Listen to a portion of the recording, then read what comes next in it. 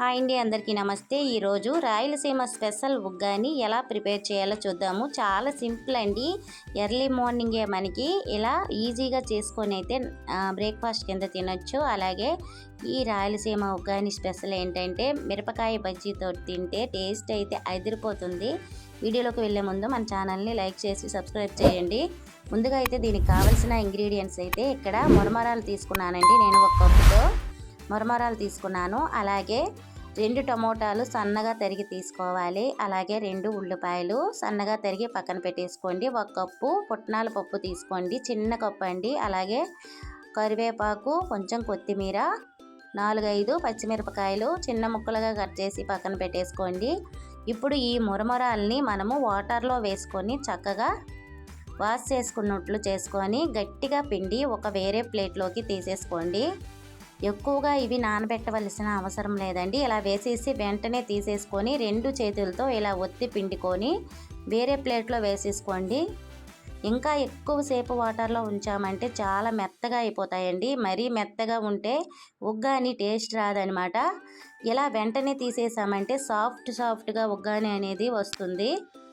ఇలా మొత్తం కూడా అలానే వాష్ చేసుకొని గట్టిగా వాటర్ని అయితే మొత్తాన్ని పిండేసుకొని పక్కన పెట్టేసుకోండి. ఈ ఉగ్గాని రాయలసీమలో చాలా ఫేమస్ అనమాట. టేస్ట్ అయితే చాలా బాగుంటుంది.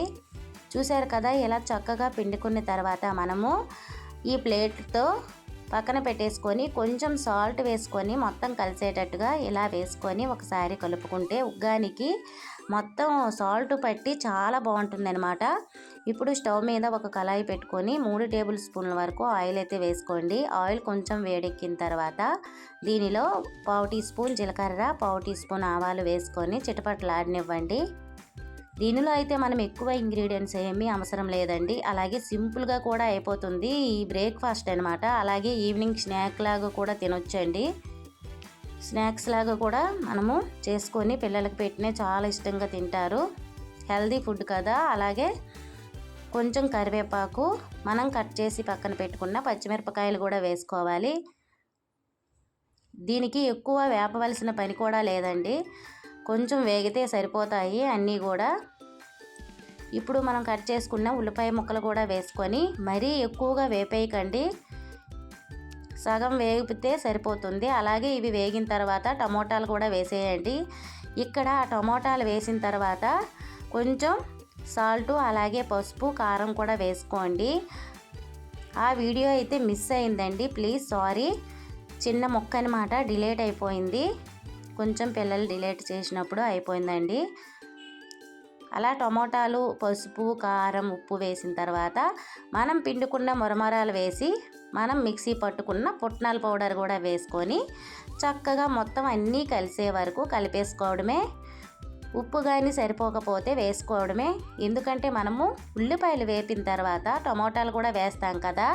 టమోటాలు వేగాక అందులోనే కొంచెం కారం పొడి, పసుపు, అలాగే రుచికి తగినంత సాల్ట్ కూడా వేసుకొని ఈ మురమరాలు వేసిన తర్వాత పుట్నాల పొడి కూడా వేసుకొని మొత్తం కలిసేటట్టుగా కలుపుకున్న తర్వాత కొంచెం కొత్తిమీర కూడా పైన వేసుకొని ఇలా చక్కగా ఒకసారి కలిపేసుకుంటే రాయలసీమ స్పెషల్ ఉగ్గాని రెడీ.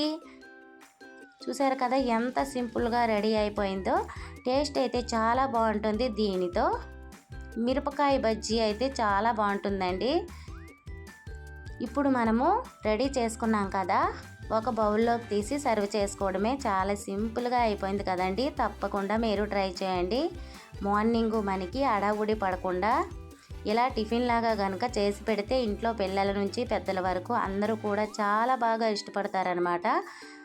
ఇప్పుడు వేరే బౌల్లోకి తీసి ఇలా సర్వ్ చేసుకుందాము.